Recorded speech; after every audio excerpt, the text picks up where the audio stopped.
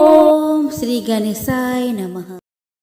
या देवी सर्वभूतेषु मच्चन्द्रघण्टारूपेण संस्थिता नमस्तस्यै नमस्तस्यै नमस्तस्यै नमो नमः। जय माता दी।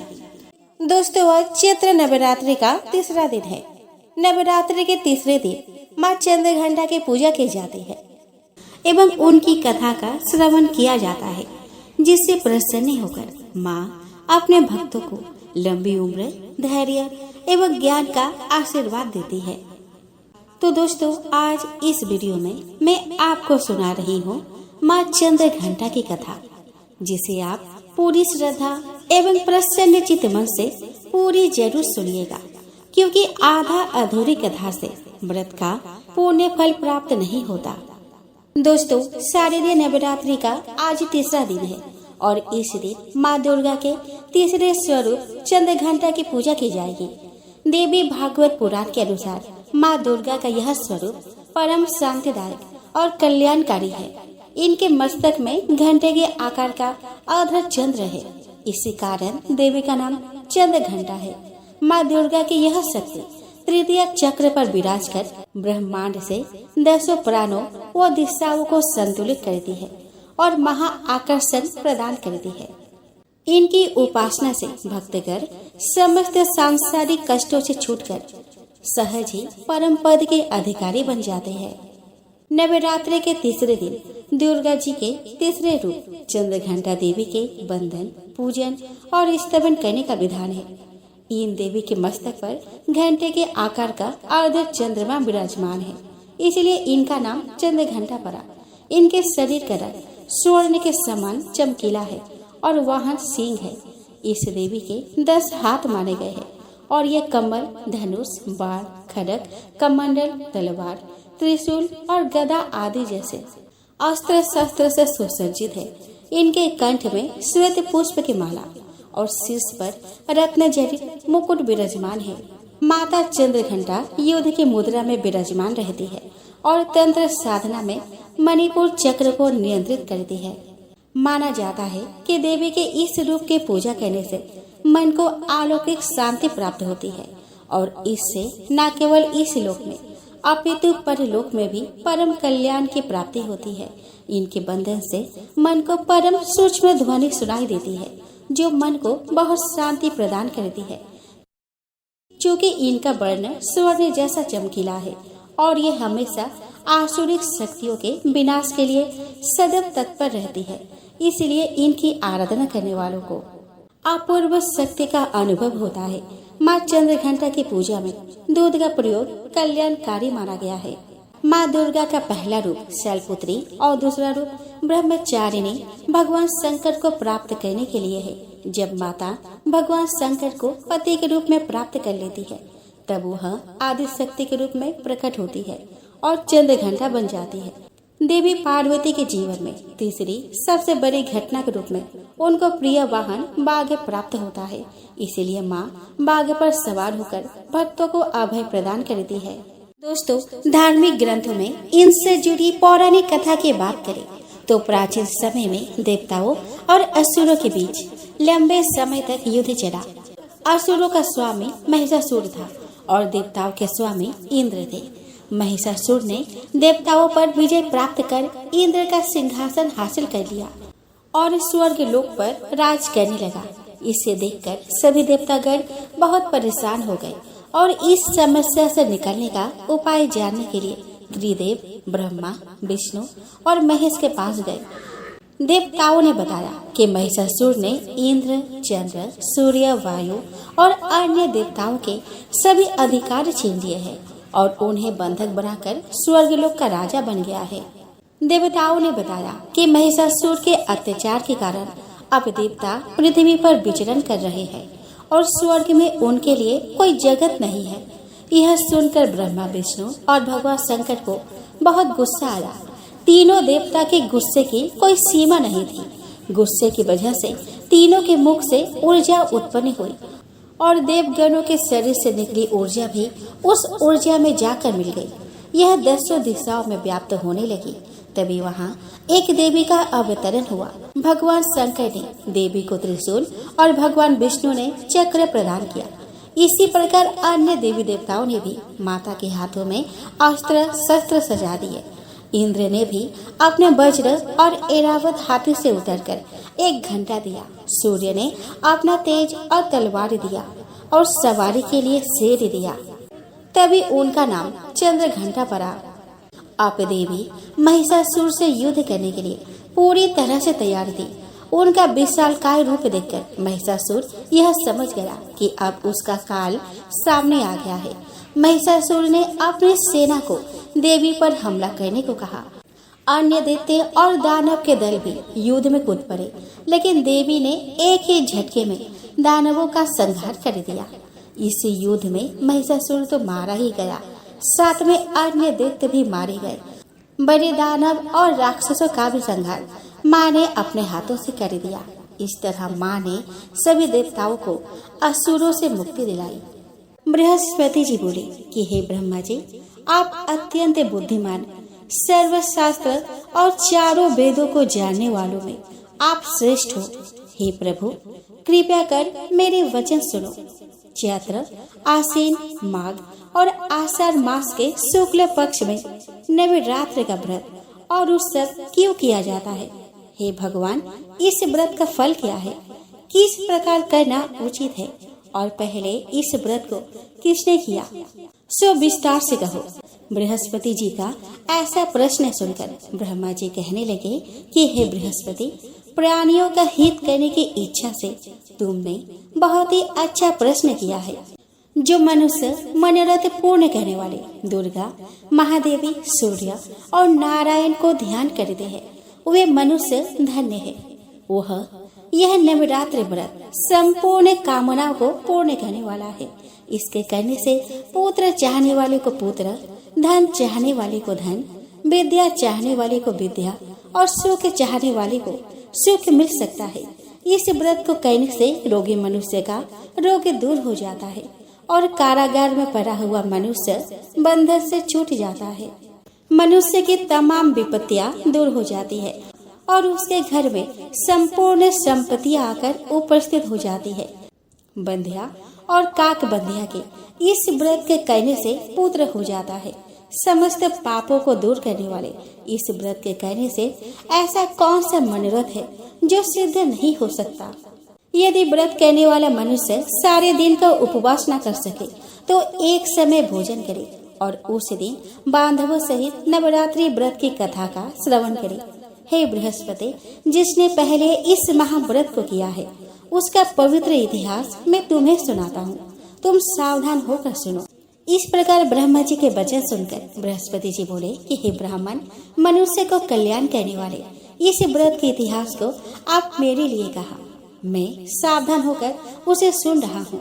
आपके शरण आए हुए मुझ पर कृपा करो। ब्रह्मा जी बोले कि पीठक नाम के मनोहर नगर में एक अनाथ ब्राह्मण रहता था। वह भगवती दुर्गा का भक्त था। उसके संपूर्ण सद्गुणों से युक्त मानो ब्रह्मा की सबसे पहली रचना हो। ऐसी यथार्थ नाम वाली सुमति नाम की एक अत्यंत सुंदर कन्या पैदा हुई। वह कन्या सुमति अपने घर के बालकपन में अपने सहेलियों के साथ क्रीड़ा करते हुए इस प्रकार बढ़ने लगी जैसे शुक्ल पक्ष में चंद्रमा की कला बढ़ती हो। उसका पिता प्रतिदिन दुर्गा की पूजा और होम किया करता था। उस समय वह भी नियम से वहां उपस्थित होती थी। एक दिन वह सुमति अपने सखियों के साथ खेलने लगे और भगवती के पूजन में उपस्थित नहीं हुई। उसके पिता को पुत्री की ऐसी असावधानी देखकर क्रोध आया और पुत्री से कहने लगा कि हे दुष्ट पुत्री, आज प्रभात से तुमने भगवती का पूजन नहीं किया। इस कारण मैं किसी कुष्ठी और दरिद्र मनुष्य के साथ तेरा विवाह करूंगा। इस प्रकार कुपित पिता के वचन सुनकर सुमति को बड़ा दुख हुआ और पिता से कहने लगी कि हे पिताजी, मैं आपकी कन्या हूँ। मैं आपके सब तरह से अधीन हूँ। जैसी आपकी इच्छा हो मेरा विवाह कर सकते हो। होगा वही जो मेरे भाग्य में लिखा है। मेरा तो इस पर पूर्ण विश्वास है। मनुष्य न जाने कितने मनोरथों को चिंतन करता है, पर होता वही है जो भाग्य में विधाता ने लिखा है। जो जैसा करता है उसको फल भी उस कर्म के अनुसार ही मिलता है, क्योंकि कर्म करना मनुष्य के अधीन है पर फल देव के अधीन है। जैसे अग्नि में पड़े हुए तृण उसको अधिक प्रदीप्त कर देते हैं, उसी तरह अपने कन्या के ऐसे निर्भयता से कहे हुए वचन को सुनकर उस ब्राह्मण को अधिक क्रोध आया। तब उसने अपने कन्या का विवाह एक कुष्ठ के साथ कर दिया और अत्यंत क्रोध होकर पुत्री से कहने लगा कि जाओ, जल्दी जाओ, अपने कर्म का फल भोगो। देखे केवल भाग्य के भरोसे पर रहकर तुम क्या करती हो।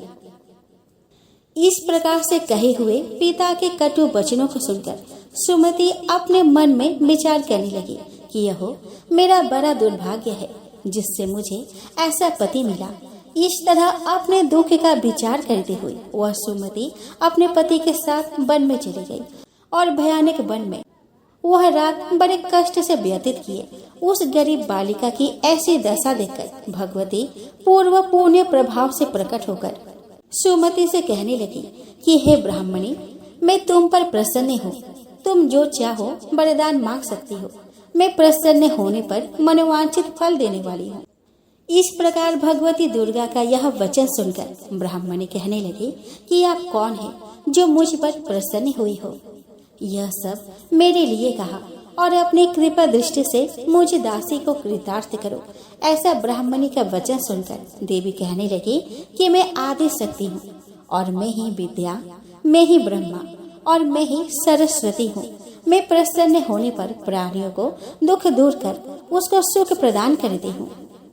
हे ब्राह्मणी, मैं तुम पर तेरे पूर्व जन्म के पुण्य के प्रभाव से प्रसन्न हूँ। तुम्हारे पूर्व जन्म का वृतांत सुनाती हूँ, तुम सुनो। तू पूर्व जन्म में निषाद की स्त्री थी और अति पतिव्रता थी।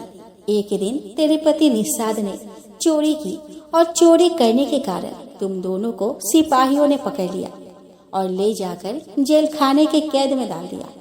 उन लोगों ने तेरे को और तेरे पति को भोजन भी नहीं दिया। इस प्रकार नवरात्र के दिनों में तुमने न तो कुछ खाया और न ही जल पिया। इसीलिए 9 दिन तक नवरात्र का व्रत हो गया। हे ब्राह्मणी, उन दिनों में जो व्रत हुआ उस व्रत के प्रभाव से प्रसन्न होकर तुम्हें मनोवांछित वस्तु दे रही हूँ। तुम्हारी जो इच्छा हो सो मांग लो। इस प्रकार दुर्गा के कहे वचन के अनुसार ब्राह्मणी बोली कि अगर आप मुझ पर प्रसन्न हैं तो हे दुर्गे, आपको प्रणाम करती हूँ। कृपया करके मेरे पति के कोढ़ को दूर करें। देवी कहने लगी कि उन दिनों में जो तुमने व्रत किया था उस व्रत के एक दिन का पुण्य अपने पति का कोढ़ दूर करने के लिए अर्पण करो। मेरे प्रभाव से तेरा पति कोढ़ से रहित और सोने के समान शरीर वाला हो जाएगा। ब्रह्मा जी बोले कि इस प्रकार देवी का वचन सुनकर वह ब्राह्मणी बहुत प्रसन्न हुई और पति को निरोग करने की इच्छा से ठीक है ऐसा बोली। तब तक उसके पति का शरीर भगवती दुर्गा की कृपा से कुष्ठहीन होकर अति कांति युक्त हो गया, जिसके कांति के सामने चंद्रमा की कांति भी छीने हो जाती है। वह ब्राह्मणी पति के मनोहर देह को देखकर देवी को अति पराक्रमी वाली समझकर स्तुति करने लगी कि हे दुर्गे, आप दुर्गत को दूर करने वाली, तीनों जगत का संताप हरने वाली, समस्त दुखों को दूर करने वाली, रोगी मनुष्य को निरोग करने वाली, प्रसन्न होने पर मनोवांछित वस्तु को देने वाली और दुष्ट मनुष्य का नाश करने वाली हो। तुम ही सारी जगत की माता और पिता हो। हे अम्बे, मेरे अपराध रहित अबला के मेरे पिता ने कुष्ठ के साथ विवाह कर मुझे घर से निकाल दिया। उसके निकाली हुई मैं पृथ्वी पर घूमने लगी। आपने ही मेरा इस विपत्ति रूपी समुद्र से उद्धार किया है। हे देवी, आपको प्रणाम करती हूँ, मुझे दिन की रक्षा करो। ब्रह्मा जी बोले कि हे बृहस्पति, इसी प्रकार उस सुमति ने मन से देवी की बहुत स्तुति की।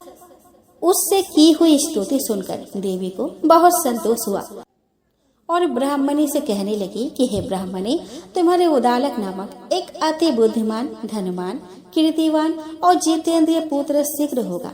ऐसा कहकर वह देवी उस ब्राह्मणी से फिर कहने लगी कि हे ब्राह्मणी, और जो कुछ तेरी इच्छा हो वही मनोवांछित वस्तु तुम मांग सकती हो। ऐसा भगवती दुर्गा का वचन सुनकर सुमति बोली कि हे भगवती दुर्गे, अगर आप मेरे पर प्रसन्न हैं तो कृपा कर मुझे नवरात्रि विधि बताइए।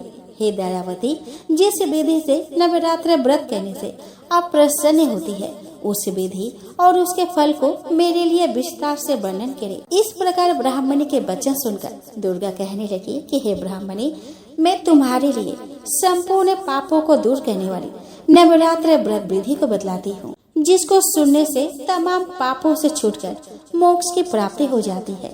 आश्विन मास के शुक्ल पक्ष की प्रतिपदा से लेकर 9 दिन तक विधि पूर्वक व्रत करें। यदि दिन भर का व्रत ना कर सके तो एक समय का भोजन करें। पढ़े लिखे ब्राह्मणों से पूछकर घट स्थापना करें और बाटिका बनाकर उसको प्रतिदिन जल से सींचे। महाकाली, महालक्ष्मी और महासरस्वती की मूर्तियां बनाकर उसकी नित्य विधि सहित पूजा करें और पुष्पों से विधि पूर्वक अर्घ्य दे। बिजोड़े के फूल से अर्घ्य देने से रूप की प्राप्ति होती है। जायफल से कीर्ति, दाग से कार्य की सिद्धि होती है। आंवले से सुख और केले से भूषण की प्राप्ति होती है। इस प्रकार फलों से अर्घ्य देकर यथाविधि हवन करे। खांड, घी, गेहूं, शहद, जौ, तिल, बिंब, नारियल, दाख और कदम, इनसे हवन करे। गेहूं होम करने से लक्ष्मी की प्राप्ति होती है। खीर और चंपा के पुष्पों से धन और पत्तनों से तेज और सुख प्राप्ति होती है। आंवले से कीर्ति और केले से पुत्र, कमल से राज सम्मान और सुख संपत्ति की प्राप्ति होती है। व्रत करने वाले मनुष्य इस विधान से होम कर आचार्य को अत्यंत नम्रता के साथ प्रणाम करे और यज्ञ की सिद्धि के लिए उसे दक्षिणा देवे। इस महाव्रत को पहले बताई हुई विधि के अनुसार जो कोई करता है उसके सब मनोरथ सिद्ध हो जाते हैं। इसमें तनिक भी संशय नहीं है। इन 9 दिनों में जो कुछ दान आदि दिया जाता है उसका करोड़ों गुना फल मिलता है। इस नवरात्रि के व्रत करने से ही अश्वमेघ यज्ञ का फल मिलता है। हे ब्राह्मणी, इस संपूर्ण कामनाओं को पूर्ण करने वाली उत्तम व्रत को तीर्थ मंदिर अथवा घर में भी विधि के अनुसार करें। ब्रह्मा जी बोले कि हे बृहस्पति, इस प्रकार ब्राह्मणी को व्रत की विधि और फल बताकर देवी अंतर ध्यान हो गई।